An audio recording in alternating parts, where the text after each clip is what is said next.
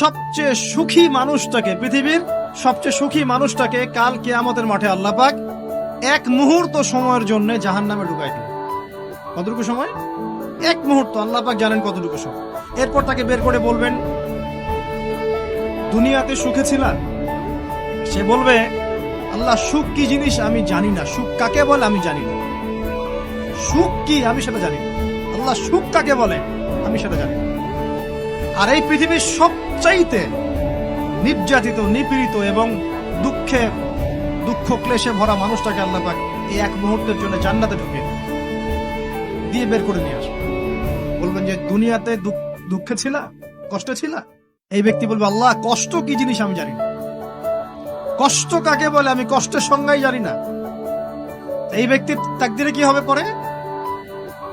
এই ব্যক্তি জান্নাতের আরফ নামক জায়গায় দাঁড়িয়ে থাকবে, চেহারাটা ঘুরিয়ে দেওয়া হবে জাহান্নামীদের দিকে। সে বলবে যে আল্লাহ চেহারাটা খালি আমাকে জান্নাতের দিকে ঘুরায় দাও, আমি জান্নাতে যেতে চাচ্ছি না, খালি চেহারাটা ঘুরায় দাও, বাস এনাফ। আল্লাহ বলবেন আর কিছু চাবো না তো? না, আর কিছু চাবো না। ঠিক আছে, চেহারা ঘুরাই দেব। এবার চেহারা জান্নাতের দিকে ঘুরে আসে, জান্নাতের ঘ্রাণ, জান্নাতের নেয়ামতের স্নিগ্ধতা সব পাচ্ছে সে। এবার বলছে আল্লাহ শুধু দরজার কাছে নিয়ে যেয়ে রেখে দাও, ঢুকতে চাবো না। আল্লাহ বলবেন যে এইবার কথা দিয়ে কথা রাখবা? ঠিক আছে, জান্নাতের দরজার সামনে গিয়ে রেখে দাও। ও বেচারা দরজা ধরে দাঁড়ায় আছে, চিন্তা করবে, ও ভাববে, ওই সময় সে ভাববে, হাদিসে এত স্পেসিফিকলি আসছে, সে ভাববে যে আর কিভাবে আল্লাহকে বলবো, আল্লাহ তো এতদূর পর্যন্ত নিয়ে আসলেন। এরপর বলবে যে জাস্ট একটু উকি দিব, আল্লাহ খালি একটু উকি দিতে, ঢোকানোর দরকার নেই, খালি উকি দিব।